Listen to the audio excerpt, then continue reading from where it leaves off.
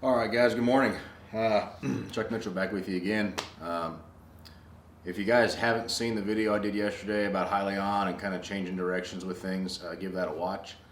This video is kind of a continuation of that in regards to the channel, the direction we're going to go, the things we're going to do, and what that's potentially going to look like.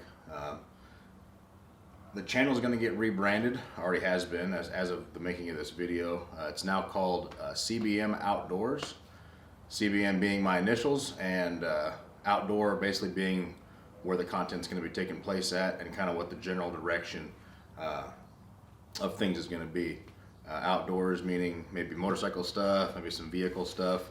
There's definitely going to be train stuff for you train guys who are not interested in investing or any other stuff. I've got several trips planned this summer up north. I've got my tent ready, everything's squared away. There will be also some camping stuff going on in order to save some money that way. And yeah, it's gonna be fun. But this particular video, we're gonna give you a fleet update without the Camaro, and also kind of give you an idea of what we got going on here in the garage as far as it looks a little different since the Camaro left. We're able to rearrange some things and make a little bit more room, make it a little more roomy. So for you gearheads and stuff, this video is mainly dedicated to you. So we'll go ahead and we'll get started. All right, guys. So the first noticeable situation here, we are without the Camaro. This is where it used to live, and now the Hayabusa gets to chill over there in that spot. One of the unsung heroes of the entire situation that we find ourselves in here with investing and saving money and everything is going to be this machine right here. This car has been absolutely fantastic to me. It's a 2001 Civic. If you've seen the other videos on it, you know how near and dear it is to me. I haven't done an update video on it for quite some time, but today's the day. It currently, as it sits, it has 254,000 miles on it. I'm going to give you a little bit of an update as to what we've done. Let me change my hands here. So 254, 399. Okay. Now this is a new gauge cluster, so the actual mileage is closer to 255. I was going in here changing the lights in the gauge cluster, or the instrument panel here, and the gauge cluster back here, before I knew they were all what's the word here? They're all basically embedded in the gauge cluster here. And while doing that, after I plugged it back in, one of the relays shorted out, and there was no lights in the panel anymore, so I had to get a new one. But beside that, which is not that big of a deal, since you last saw it, I want to say that video was made around maybe 200, and we were in the teens of the 200s, so it's been a little bit here. And let's show you what we're working with here. All right, so the same old 1.7 liter, fantastic little engine for what it is. Since you last saw it, we did do a timing belt on it. We did it at 224 500 right after we got back from Alabama in 21. And she since has another Alabama trip under her belt, along with trips to Vegas, multiple trips up northern Arizona, and just been a wonderful machine. We did put a new radiator in it last August, so the entire cooling system is pretty much brand new. Flushed the brakes with DOT 4 just a few months ago. I'd try to do that every couple years, and yeah, it's been great. One thing I wanted to allude and help you guys maybe understand a little bit is what kind of oil I use. So many people, me included in the past, use oil that you don't really need to use. Name brand oil mainly. This SuperTech oil is fantastic. It's $21 for a 5-quart jug, and I actually just changed it the other day. It only had about 4,600 miles on it, but it looked brand new. It was amazing.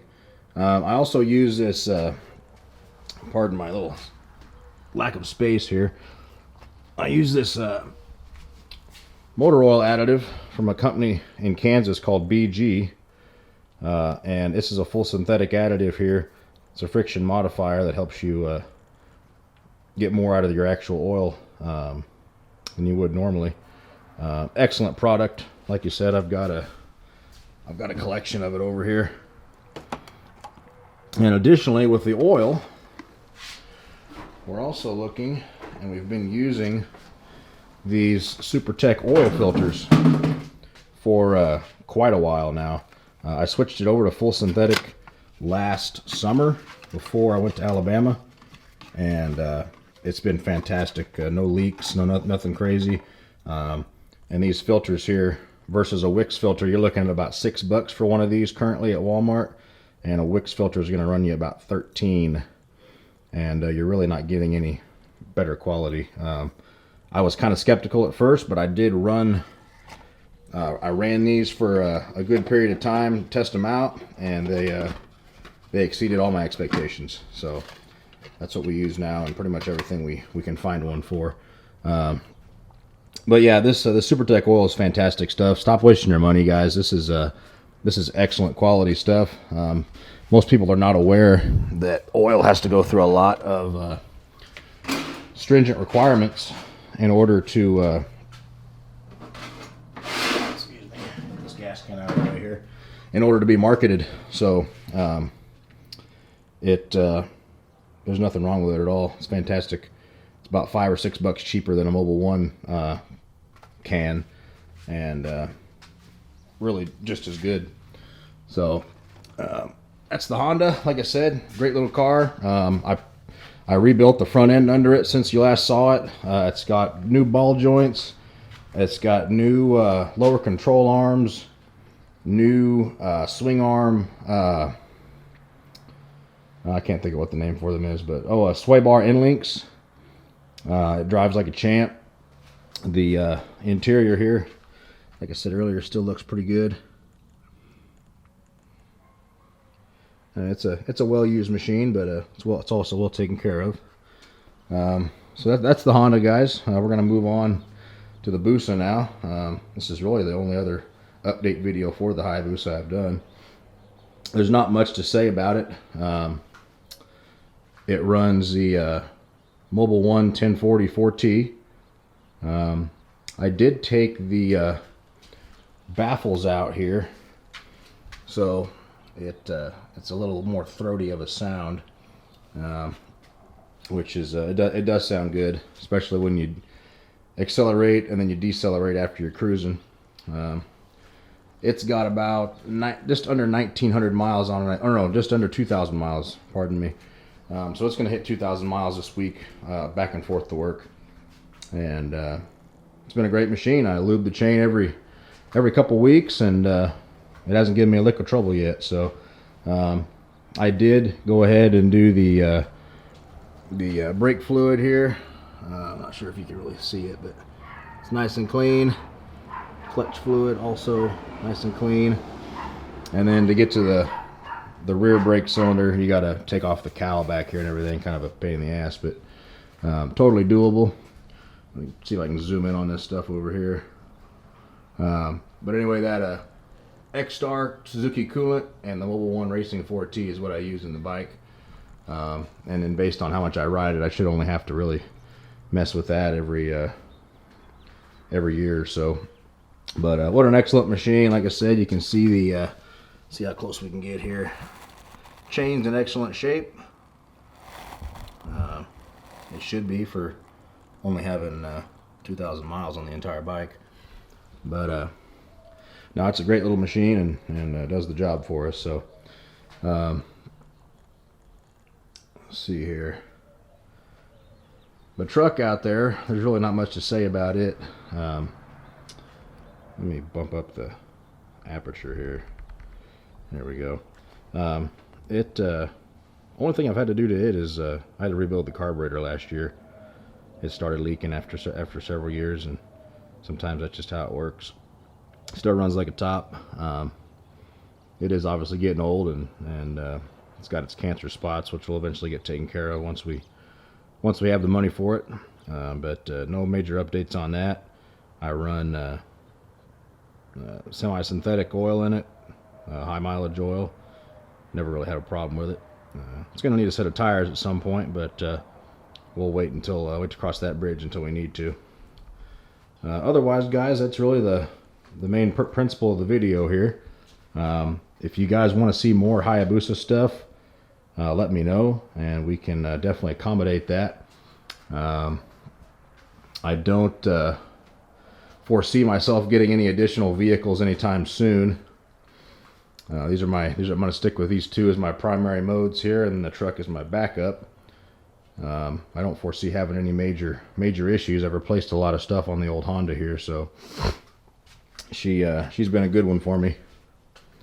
But now, if you guys have questions, please let me know. Like I said, the channel is going to take a little different direction. I'm going to do some more outdoor stuff. Like I said, definitely some train stuff, and definitely some vehicle stuff as well. I do apologize for, my absence the last several years. Life happens, like we all know, and things don't materialize the way you think they are until you look back and don't really know how you got there, which is the story most of us can tell each other. So leave some comments, guys, and we'll get back to you promptly, and we'll move on. And I look forward to continuing to make videos, and let me know what you'd like to see, and we'll go from there. So we will talk to you guys later on.